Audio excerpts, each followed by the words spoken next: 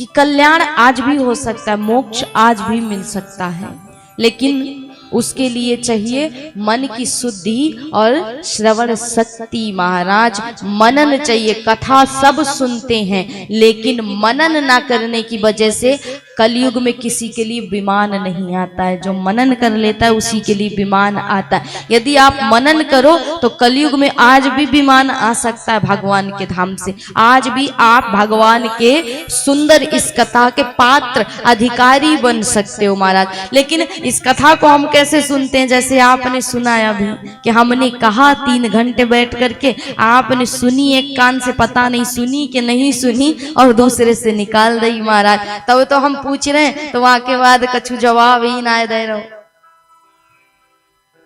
कछु उत्तर भी दे दो। तो इसीलिए नहीं दे पाते हैं महाराज, क्योंकि हम कथा को अपना नहीं समझते और अपना मान करके ईश्वर की इस कथा को श्रवण नहीं करते। जिस दिन अपना मान करके श्रवण करेंगे उस दिन हम भगवान में भाव भी ला सकते हैं, प्रेम भी प्रकट कर सकते हैं और ईश्वर से भगवत प्राप्ति का आशीर्वाद भी हमें मिल सकता है। लेकिन यही हुआ कि एक कान से सुन करके दूसरे कान से निकाल दिया। तो महाराज वही होता है कि अब विमान कैसे आए जब उसका मनन ही नहीं करोगे, चिंतन ही नहीं करोगे। फिर कहोगे कि वक्ता का दोष है। वक्ता तो सबरे कथा यही सुनाते हैं, लेकिन श्रोताओं में भेद है महाराज। श्रोता सुन नहीं पाता है, कुछ सो जाते हैं, कुछ तो बैठे तो यहीं रहते हैं पर मन कहीं और चलता रहता है इनका, और कुछ तो महाराज सिर्फ सोने के लिए आते हैं, इनको घर में सोने को नहीं मिलता। ऐसे ही एक बाबा जी कथा में जाया करते थे, तो वक्ता जब कथा करे तो सामने बाबा जी बैठ जाते और सो जाते। 3 घंटे आराम की नींद पूरी करते और 3 घंटे बाद जब आरती होती तो उठ करके चले जाते। अब नित्य प्रति का यही नियम था उनका, कथा में जाएं और सामने सो जाएं। अब वक्ता कथा करे और यदि आप सो गए तो क्या जब सुनने वाले की रुचि नहीं तो कहने वाले को आनंद आएगा? आएगा? नहीं आएगा। सुनने वाला और कहने वाला दोनों का एक दूसरे से संबंध होता है। यदि सुनने वाला नहीं सुनेगा तो कहने वाला क्या कहेगा महाराज? इसलिए सुनने वाला भी योग्य होना चाहिए, पात्र होना चाहिए, उसका अधिकारी होना चाहिए, और कहने वाला भी वही होना चाहिए महाराज। तो अब वक्ता नित्य प्रति देखें 2 दिन बीत गए कि ये तो जब आता है तब सो जाता है। अब जो महाराज जी कथा करते वो देखते कि ये सो रहा है तो उनका कथा कहने में मन नहीं लगता। अब सामने वाला व्यक्ति सो रहा है तो कथा कहने में मन कैसे लगे? तो इन्हीं बाबा के साथ इनका छोटा सा एक पोता था, वो आता था। तो उस बालक को बुलाया और कहा, चोरे बालक जे बता कि ये तेरा कौन है? बोले बाबा है मेरे। अच्छा तेरे बाबा है, तो ये बाबा तेरे घर में सोते नहीं क्या? बोले क्यों महाराज? बोले कि यहाँ आते ही ये 3 घंटे जैसे ही कथा आरंभ होती है सो जाता है और जैसे ही विश्राम होती है उठ जाता है। तो ये 3 घंटे सोता है महाराज, घर में नहीं सोता। बोले महाराज जी बात ऐसी है कि मेरा एक छोटा सा भाई है 6 महीने का, तो मेरी मैया कहा करें कि बाबा को पकड़ा दे मेरे भाई को और मेरी मैया आराम से अपने सवरे कामन को करें और फिर आराम करें, और मेरे बाबा बेचारे पूरे दिन उस बालक को खिलाएं। तो अब सो ही नहीं पाते, इसलिए बाबा को अच्छा मौका मिला है। बाबा तो चाहते हैं कि रोज कथा चलती रहे तो मैं ऐसे ही आकर के सो जाऊं, 7 दिन नहीं ये पूरे जीवन चलती रहे तो मैं ऐसे ही सोने को मुझे मिल जाए। तो महाराज इसीलिए बाबा आते हैं और 3 घंटे आराम की चैन की नींद सोते हैं और फिर चले जाते हैं। तो महाराज ने कहा कि ये 2 रुपए ले और कल से अपने बाबा को सोने मत देना, जैसे ही सोएंगे जगा देना। ठीक है महाराज।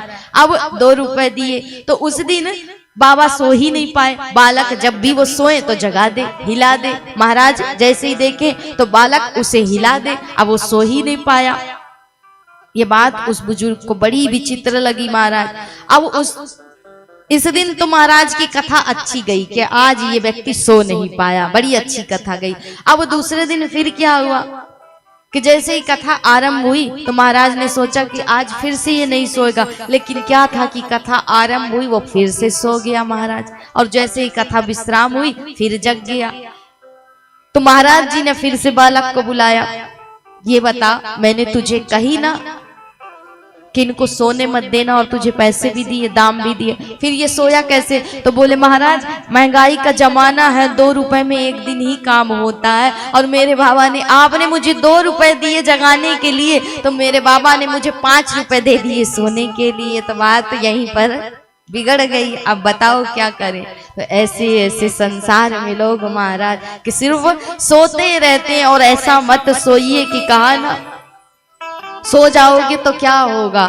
सोने वाले की स्थिति का वर्णन किया महाराज कि ये समय बीत रहा है और समय गुजर रहा है, कैसे गुजर रहा है। तो कबीर बाबा कहते हैं कि झूठे सुख को सुख कहे मानत है मनमोह, और खलक चवैना काल का कुछ मुख में कुछ गोर।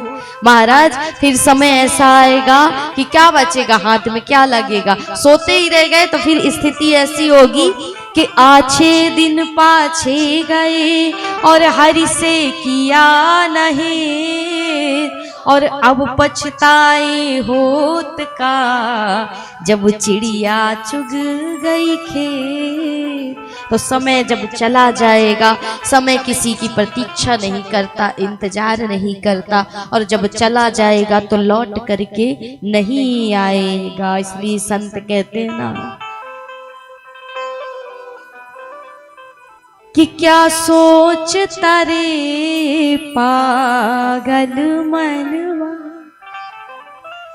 जो बीत गया सो बीत गया, इस झूठे खेल में मूले ही क्या।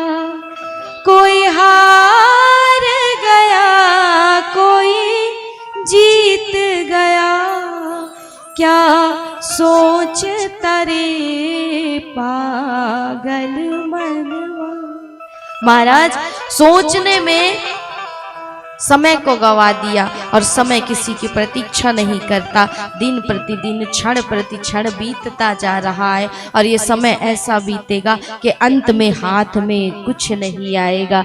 इसलिए कहा ना कि जिसने ये जीवन दिया है उसका थोड़ा सा तो एहसान मानो, और उसे थोड़ा सा तो धन्यवाद दे दो, उसका थोड़ा सा तो भजन कर लो।